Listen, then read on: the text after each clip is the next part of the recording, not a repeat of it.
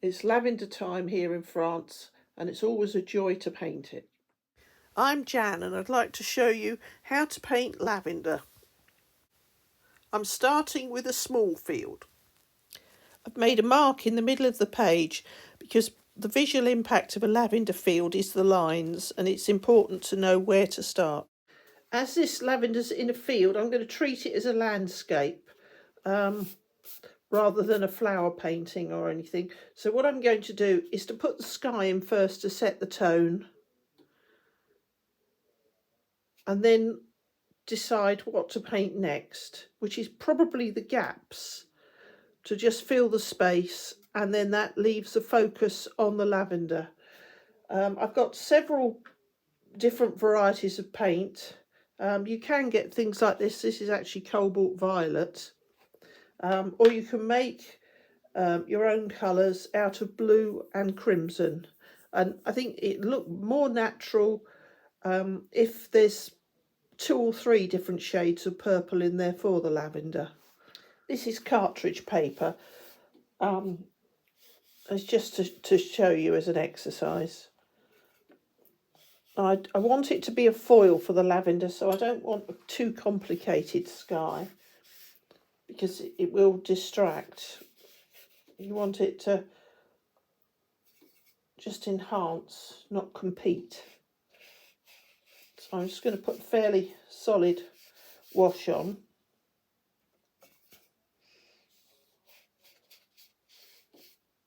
Just to warm it up the picture, really. Let that dry, so I'm going to fill in the area between the lavender crop,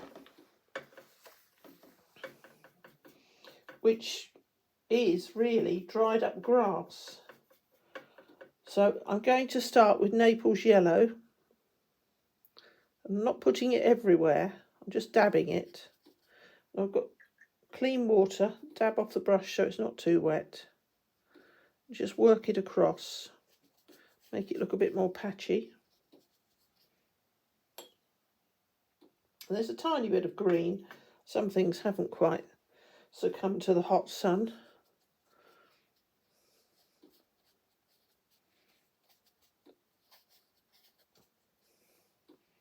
I'll do the same again here.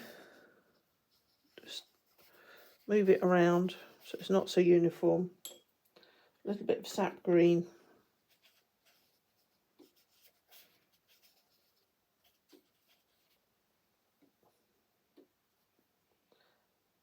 Try some yellow ochre just to give it some variety.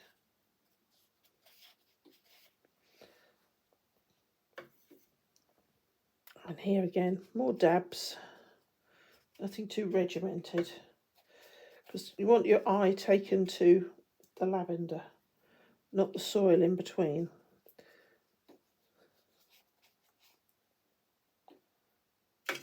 If you haven't got Naples Yellow, you can use yellow ochre.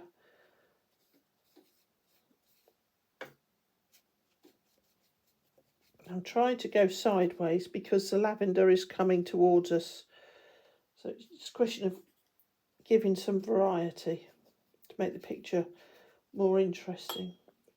And there's a fence here, which has got a different area. It sort of looks like a bit like a paddock. I'll come back to the posts and just let that go to infinity. And then on this side, not so detailed because it's further away. I mixed up a very bluey green. So I'll let that dry and then can concentrate on the background, and then we'll bring the whole picture forward to give the idea of the horizon being a long way away. If you want to make things further away, blue can be very helpful. And there's a gap through the trees of that area as well, so I'll pop that in.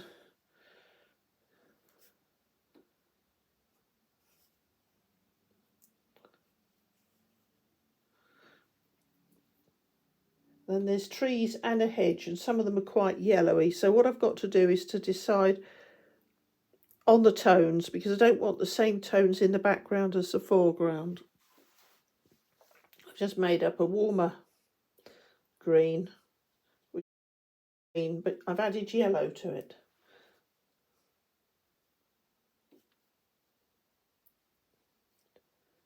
Just doing the trees loosely.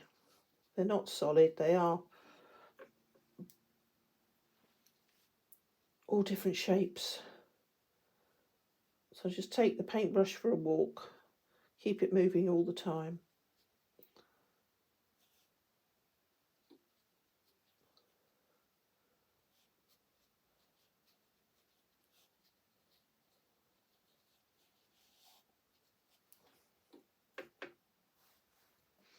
There's a bush, which is quite yellow, because it's slightly nearer. Not so tall, so its colours are more prominent.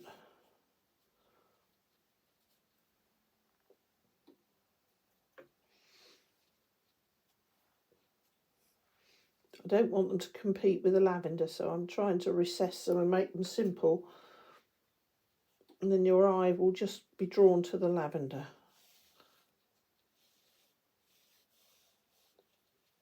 I will put some shadows on in a little while. I'm changing colour now. Never do the same colour for long. Adding a little bit of blue, because these are not in the middle of the picture, they're going out now, so they don't want to be as strong. You want your eye to stay in the middle. This is slightly Mediterranean climate. I do find that some of the foliage is more silvery in such areas, or there's lots of pines. They seem to tolerate the conditions.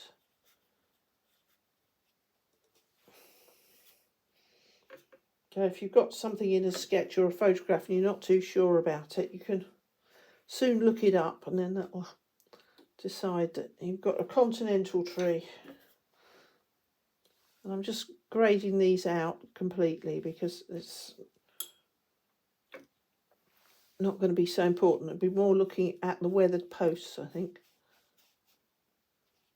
Just loose edges, always loose edges, then they're not so troublesome to deal with afterwards.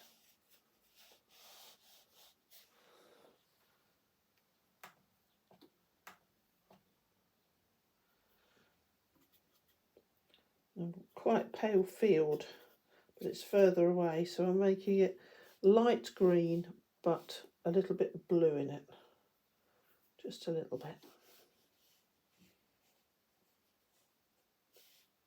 just to fill the space.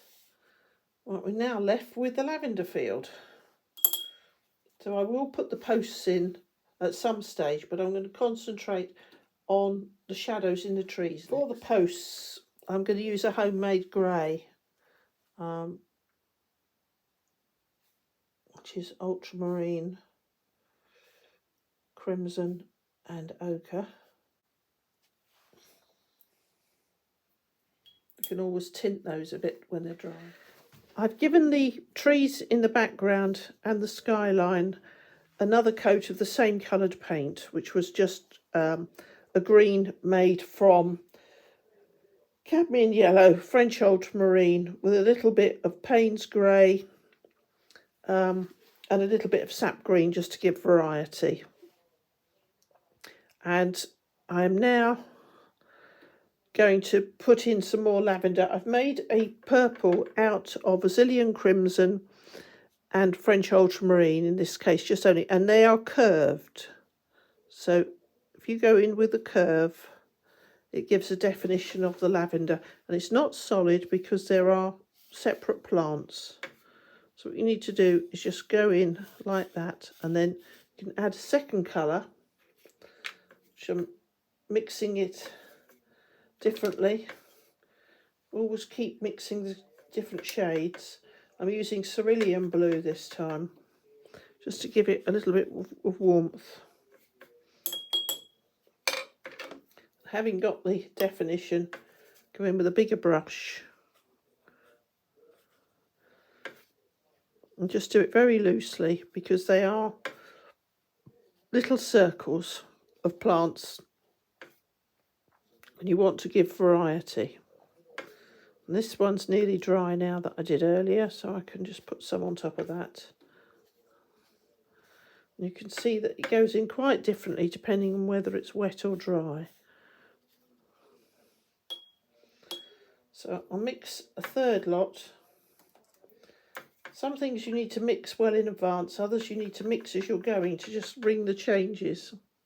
So I'm going to just keep going in a circular manner. The foreground is tricky. What do you do? Well, in this case, there were lots of wisps of long grass, which you could put in with latex, or you could just go straight into the picture, which I think is nice because we're obviously interested in the lavender. Now, I had woods in the background, but you could change it to a valley, or you could put a hilltop village in the background. We have lots of hilltop villages. So just more crimson in this mix, just giving the changes.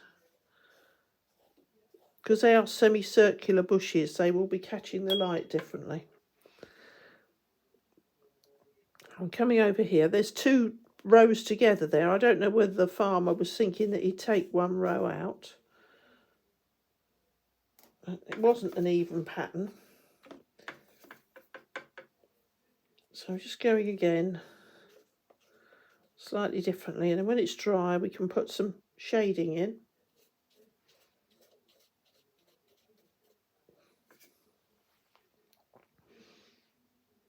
Now, I'm going to do the far row first because that's more domed. I don't know whether this is a new row that's coming up or whether it's one that's going over, but it's much flatter.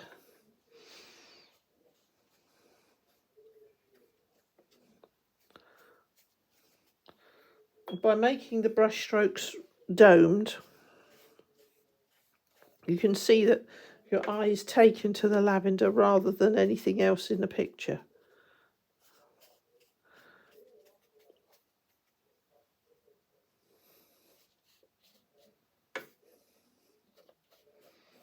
So now that's got to dry a little before I can put in a few shadows and highlights. Now, we're not seeing shadows in all the rows because it depends where you're standing.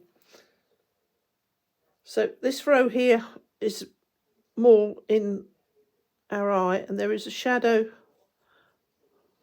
all the way down it that moves with the curl of the bush. So it's not a straight shadow. And again with this one.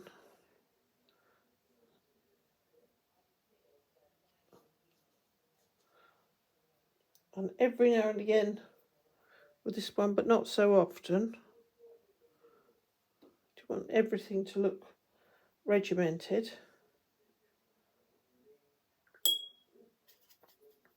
And this one, you've just got darker grass in between because there's hardly any gap.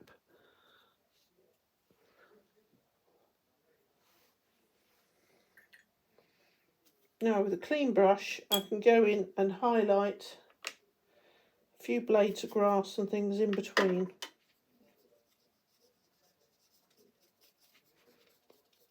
It's not a cut lawn, it's just a field, so it's all a bit random. As I said, there's a few long strands of grass, but you don't want someone's eye to be taken to the long strands of grass instead of the lavender, so we just make it very random.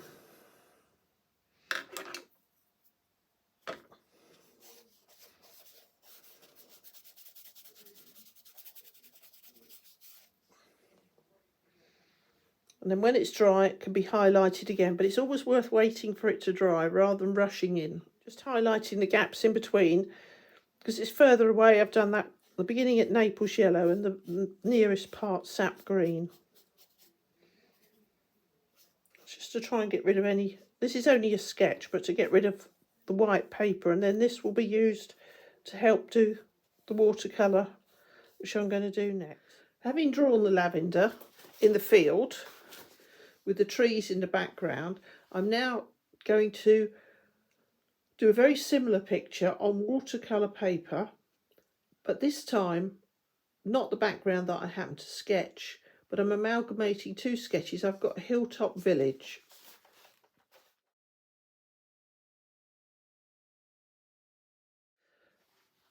My sketch on cartridge paper of a lavender field, there was wide gaps and it was just a small area. It looked like it was maintained by hand.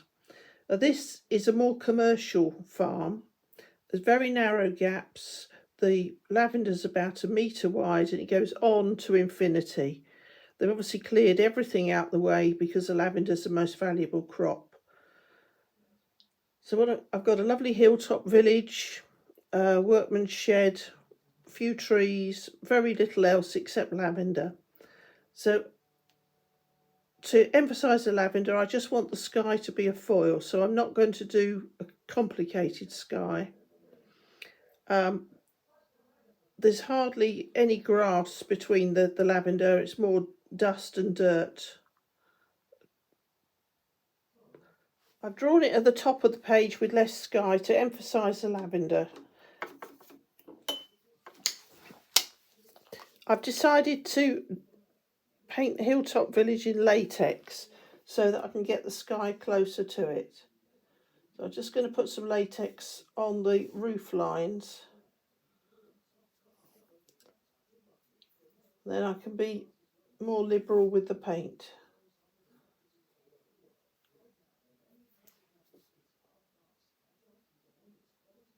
Don't need to do it anywhere else, just along the roof lines. I'll let that dry for a minute or two. Best thing to do when you do this, wash the brush out immediately. I've mixed up turquoise cobalt, which I just happen to have, and French ultramarine, bringing the changes, trying to make it look a nice summer's day. And I'm just going to, with the brush, even though it's got a little bit of paint on, just go along where it meets the land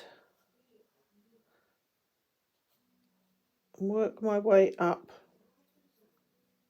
And I have latex the tower, just flick it away. I'm doing this on a fairly cool day, so it's not going to cause any problems. If you're doing it on a boiling hot day, it's different. Right, I'm now going sideways.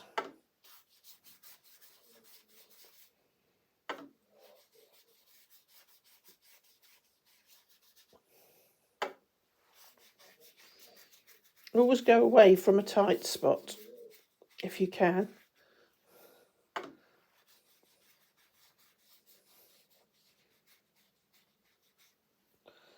I'm going to charge the brush again. Same colours, cobalt and French ultramarine, cobalt turquoise. And then just go in from the top. I'm not stretching this paper because it's quite thick and it's attached to a pad.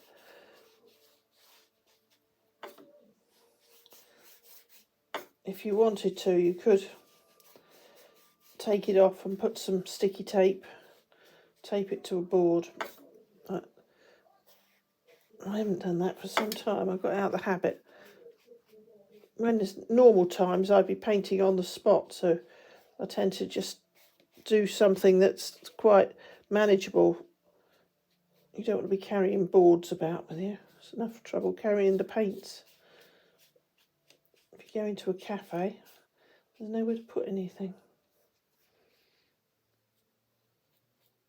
Right.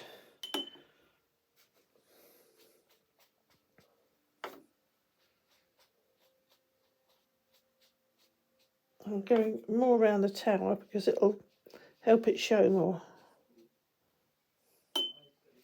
And then always brush it away so that you haven't got a thick line. This is a commercial field of lavender. There won't be any grass or weeds in between the rows, so I'm using Naples Yellow to indicate dry, sandy soil.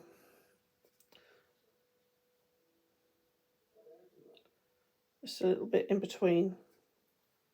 I'm only going to do 2 or 3 because I'll ring the changes after then.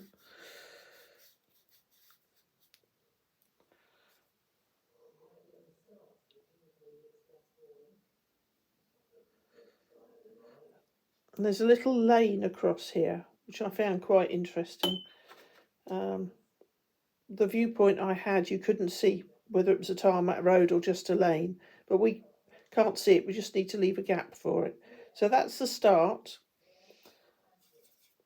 I'll just change the colour slightly, add a bit of Naples Yellow and a bit of blue, a bit of grey, more Naples Yellow, just to get a different colour, and a little bit of yellow ochre.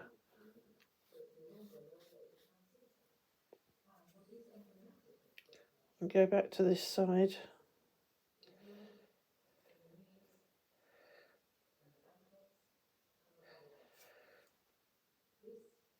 And if you feel you're getting lost, stop. Done so far.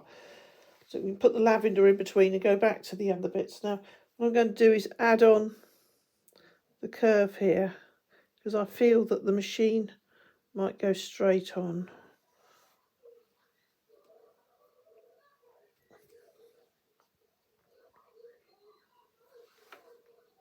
The first thing I'm going to do is to rub the latex off the Hilltop Village, which I'm just doing with my fingers. That was just so I could get a reasonable line with the sky. It didn't bleed into it. One of the main features of the village is it's got a perimeter wall, which I'm just going to put in.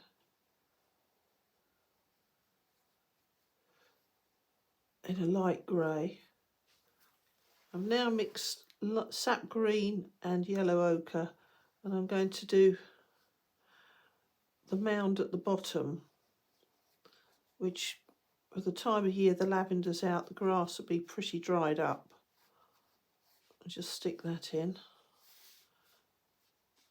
And that gives some depth and height. And there are some trees that have been planted around the road that goes above the perimeter wall. So I'll just stick some of those in. I've got a little hut here. There's often stone huts with ridge tiles, ones that look like half a drain pipe. You find these all over southern France. I'll pop that in.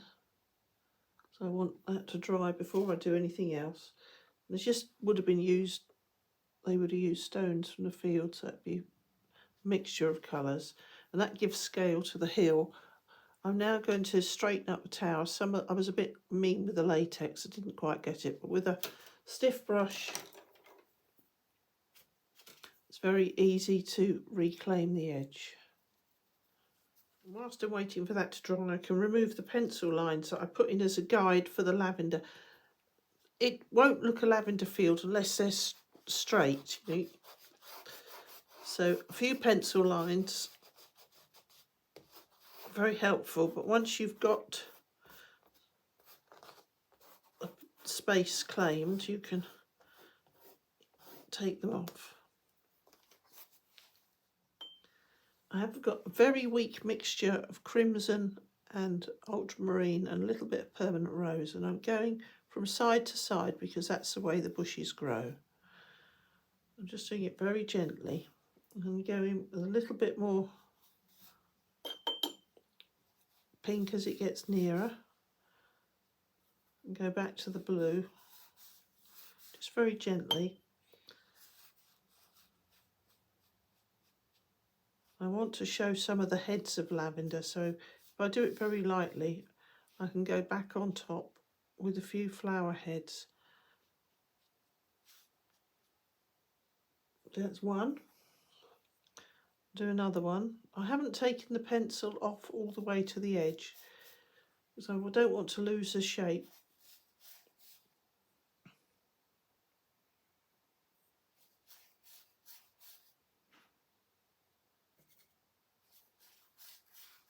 I've now put in 4 lines of lavender with a size 12 brush, and I'm now going to move to a smaller brush for the other layers.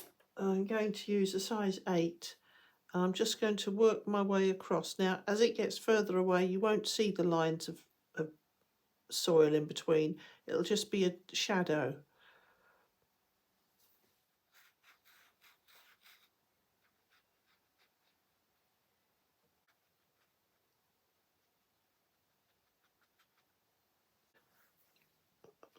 Now the lavender's dry and I can put my wrist on the page, I'm going to do the hills in the background.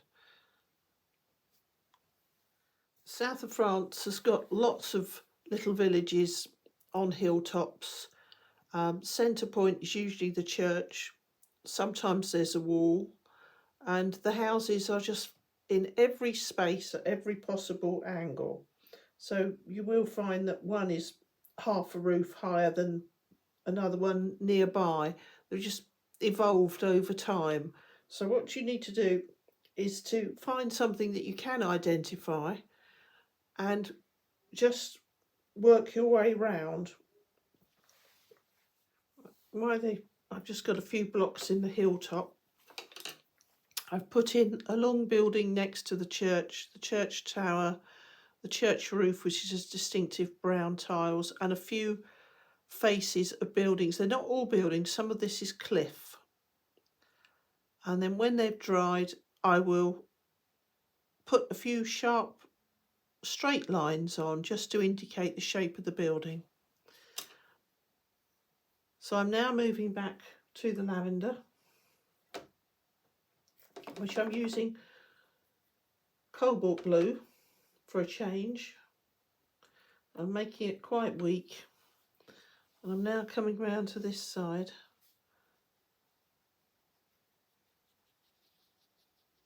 I'm changing brushes. I'm still using the size 8, which I will have to change in a minute, but I'll start with an 8. I'm just continuing the lines of lavender, doing that side and then this side so that it looks more even. Don't just work your way across. I'm still using the size 8 brush, and I'm just going all the way down to give a straight line, and then coming back sideways to give some variation.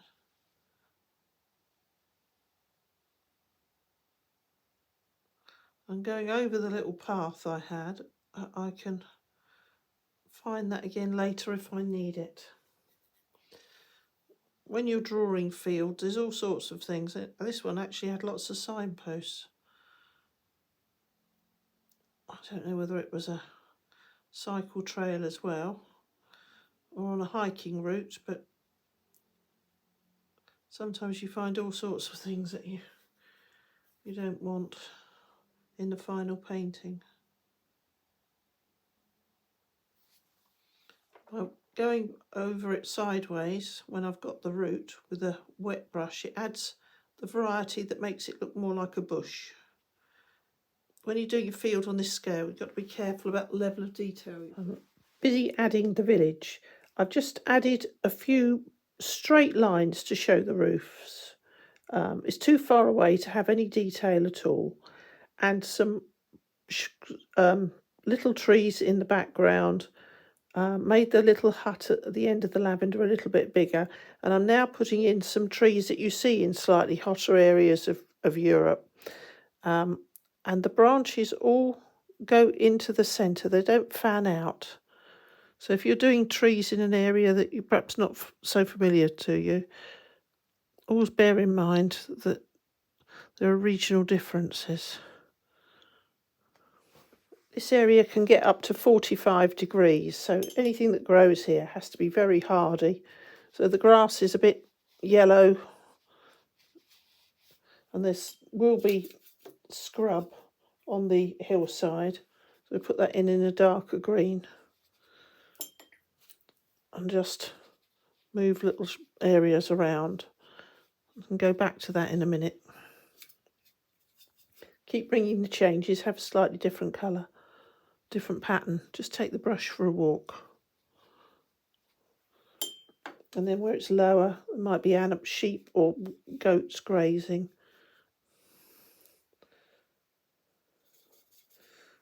I often have a goat on a chain,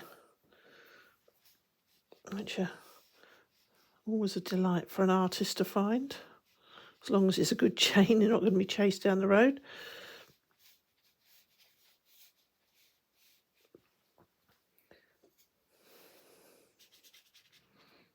Do as much or as little as you like, but the yellowy green will actually highlight the purple lavender.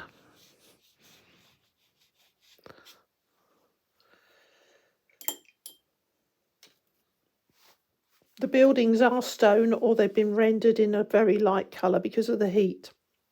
So what I'm going to do is just get some Naples Yellow, not too strong.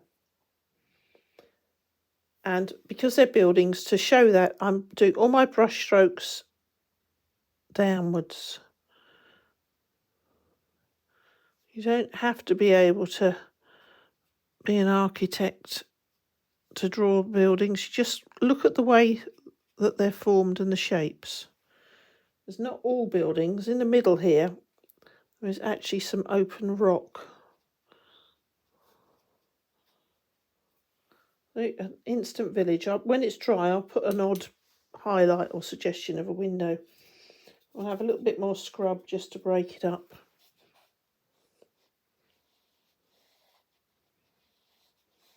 Take it back to infinity.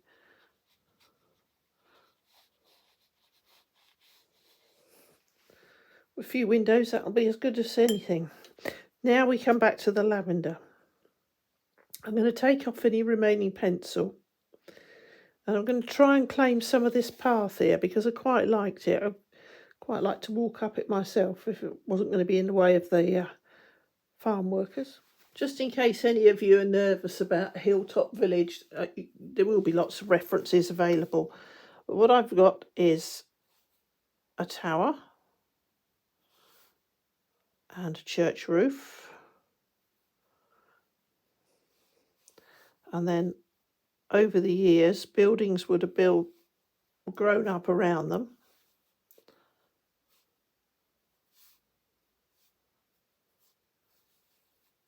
Perhaps had a little extension on the side. And then there'll be something else in the background, which you won't see all of because there'll be more buildings in front of it. And another one. And the roofs go at an angle, so that would be a gable end. And then you get a different one, perhaps slightly different roof, different scale of building, because they've all evolved if this is a medieval village.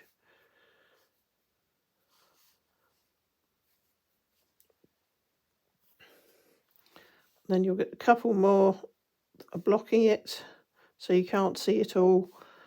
A couple more roofs, and then it will be encased in a wall.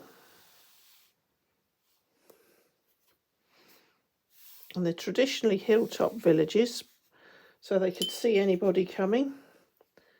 So there'll be some grass.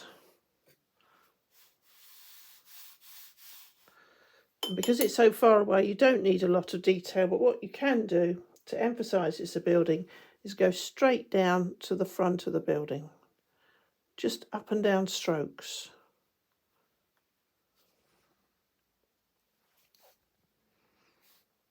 And when it's dry, if you want to, you could just put the odd dot on to suggest a window. They always had trees to give some shade. So around the church, which is probably the oldest part of the village, there will be some trees.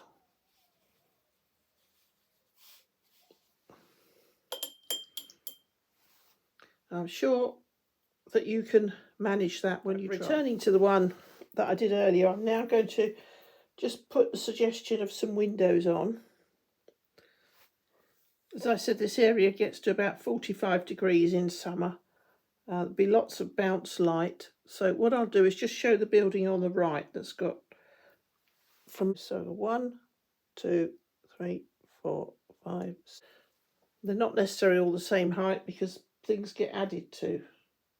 And the church tower, in this case, has got a line down the middle and a cross line. I'll put the name of these villages at the end, but it is a mixture of sketches, so just to start you off. It's very difficult at the moment that none of us can go travelling. But this village was actually sketched earlier this year, before all the leaves were out.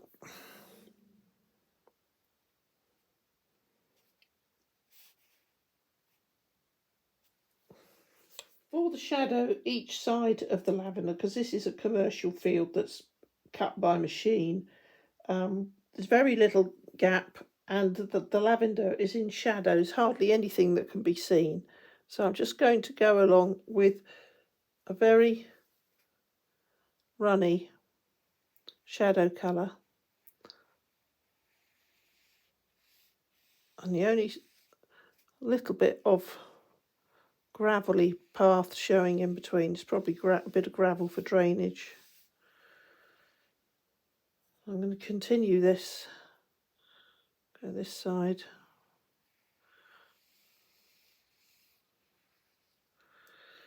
Having done that, I'll now return to a vibrant purple,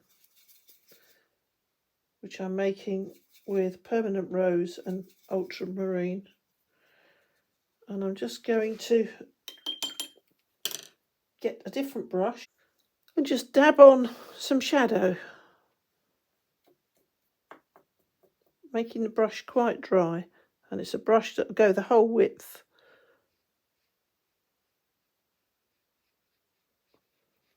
And it looks more bushy now. Looks more like a plant. Put some more on the brush.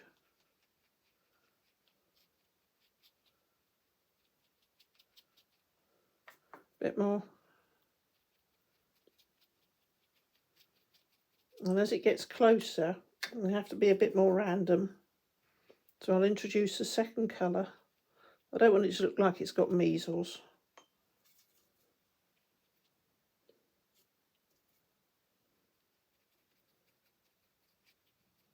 Then I can actually get a very small brush and draw some lavender heads on, but I don't want to spoil the effect. I'm mixing a different mix for each row because I don't want it to look too uniform. So I'm starting at the path that I decided that I liked. Just drying the brush off a little bit more. This is broken colour, it's not covering it 100% because I want to give the indication of lavender heads.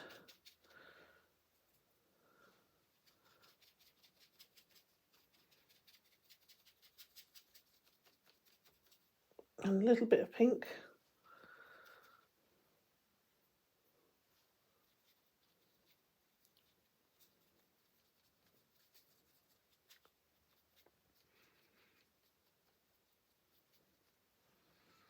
Now it is darker down the side, so what I'm going to do is just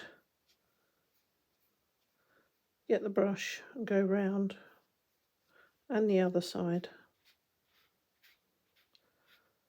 Give it a bit more shape and form.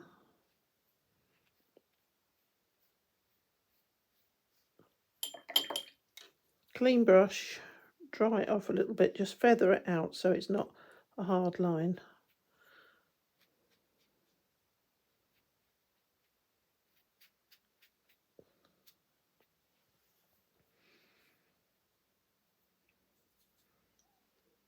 And the same with the third one, going back to the path.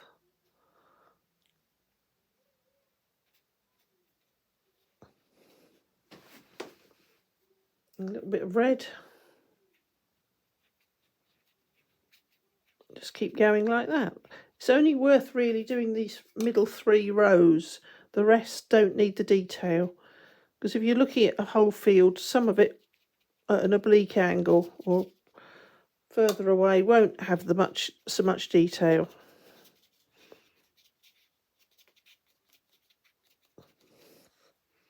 And a little bit of French ultramarine and some shadow, a bit of Payne's grey.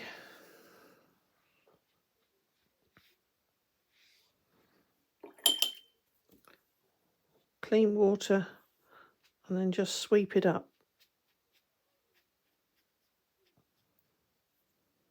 You'll be looking at every row at a different angle.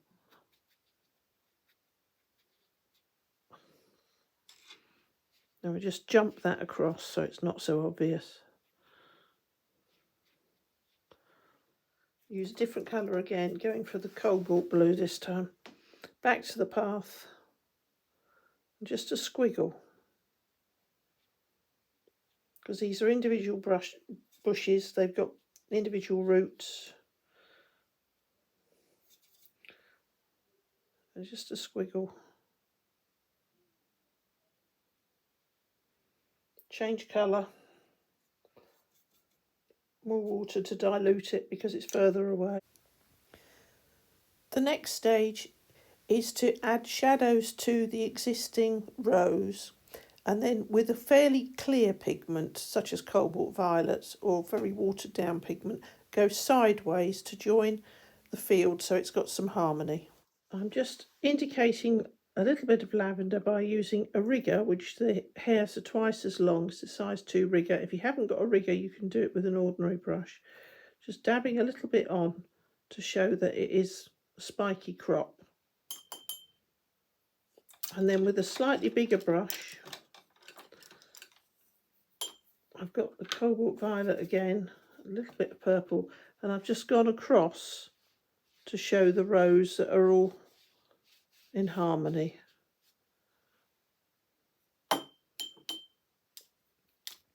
When that's dry, I will just tickle some edges to make them more defined, perhaps put an odd little bit of green on. Just clean it up a little bit.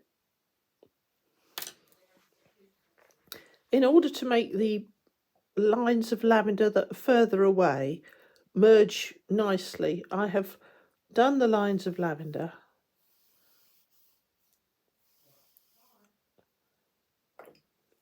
Then put in a shadow.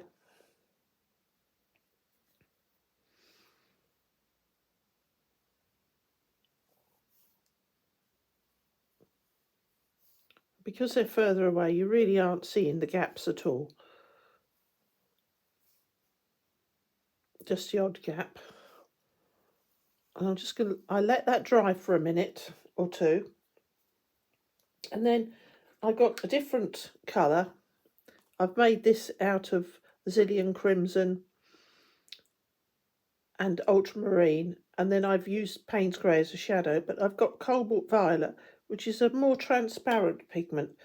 If you test all your colours, you'll find that some are more transparent than others. And what I've done is just gone away from the centre and put sideways strokes, which makes it look more like a unified crop. This painting's now finished. I hope it encourages you to go and search your neighbourhood or go on an outing and find a lavender field. Many crops are worth painting. Sometimes there's flax, which is a nice blue field. Just go out and have a look, do some sketches and enjoy yourself.